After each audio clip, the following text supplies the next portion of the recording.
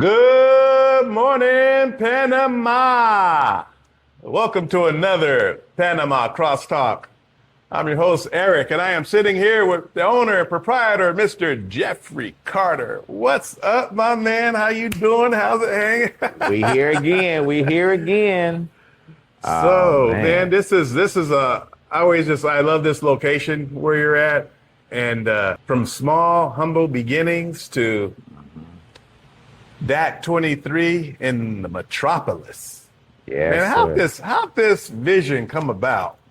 When you moved to Penn, did you want to open a business? Did you want to open a sports bar? What was your goal when you first thought about moving down here? I thought about only retiring.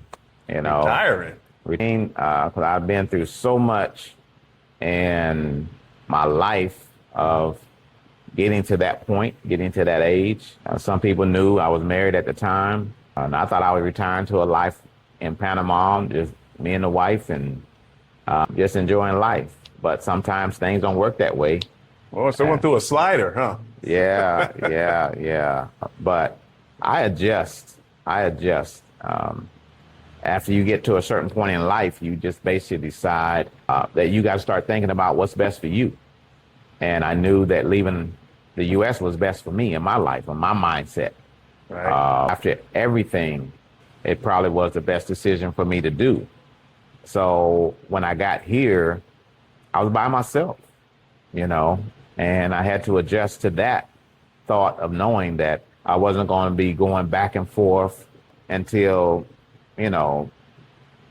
my then wife retired.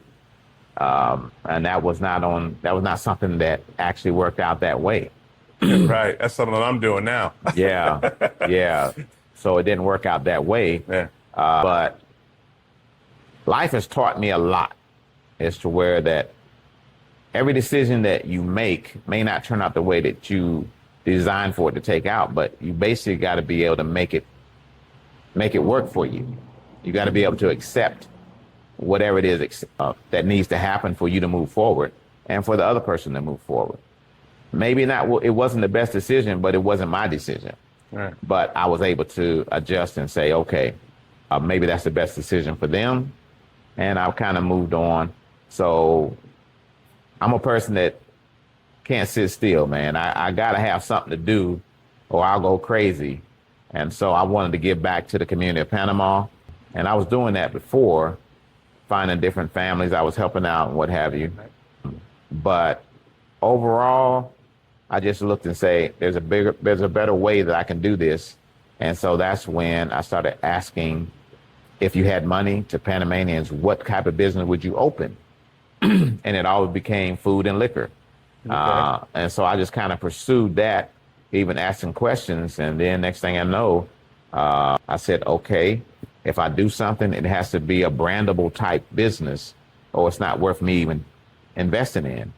And so that's when I created the logo and the concept of a restaurant sports bar. Because if I'm going to have to work, I got to do something that I love doing. And that's right. Catching the games and things like that, Right. And that's kind of how Daiquiri 23 came along as a concept first. And then as a vision of sports and good food and an environment that people will enjoy. All right. So how'd you come up with the logo? With the logo? Man, being a North Carolina man, I was in the 23. military, 23. I was able to see that young man at the time, 18 years old, playing for Dean Smith. There you go. Watching him develop and then, taking that shot in the championship game. And then taking it from there, elevating each time, getting better and better and better.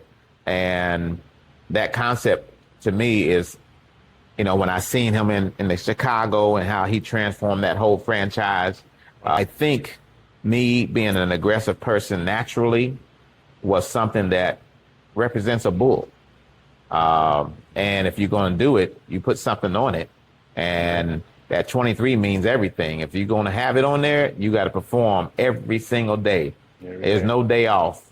Yeah. So I took that attitude in a business in a country that I know nothing about, because I don't have experience in this business.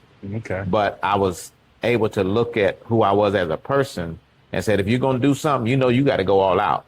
And that's kind of what I did with creating this and then starting it and then going through the growing pains. It's like Jordan, how many games they win the first year he was in Chicago? You know, you go through that. Right.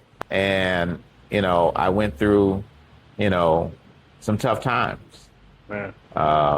But being able to have, you know, a Panamanian partner at the time before we even got married, assisted me. She was my Scottie Pippen.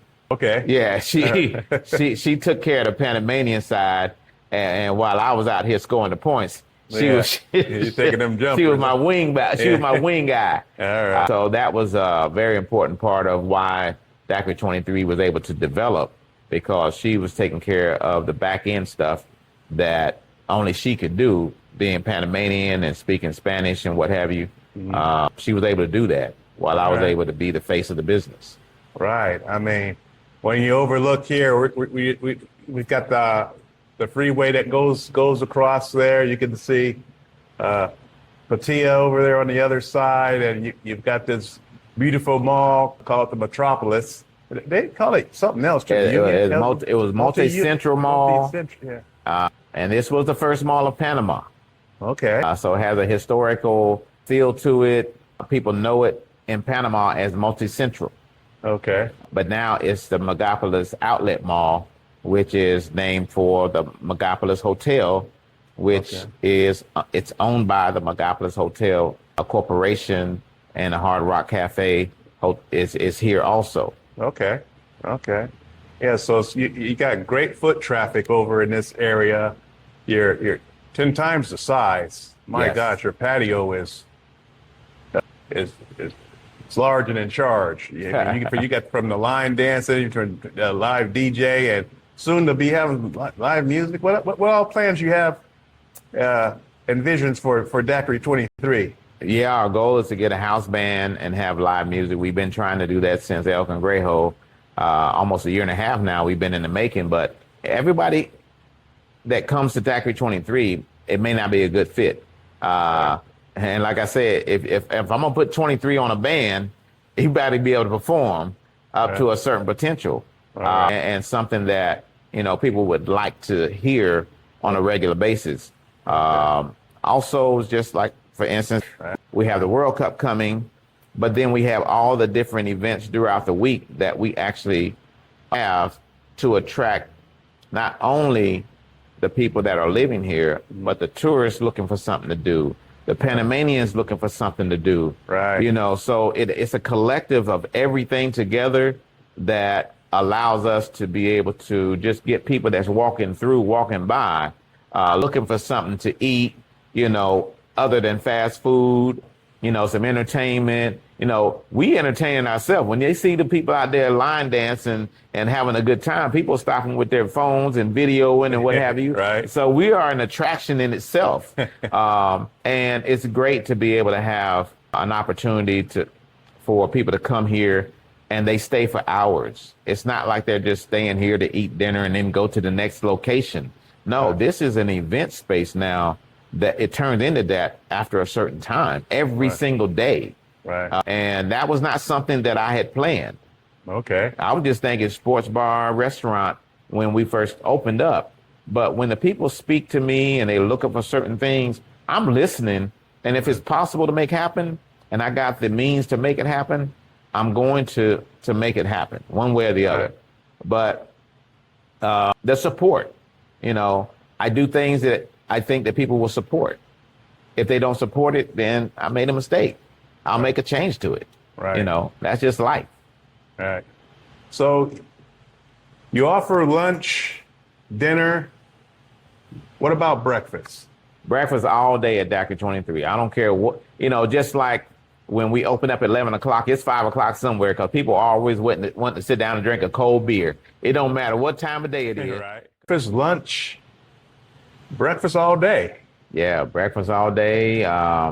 You know, that's what was important for me because anywhere in the world where you go, you have world travelers, it's always breakfast time somewhere where they're not in Panama. So they may have a taste for breakfast, but it may be 1 or 2 o'clock in the afternoon. Like me, I love a good BLT with egg.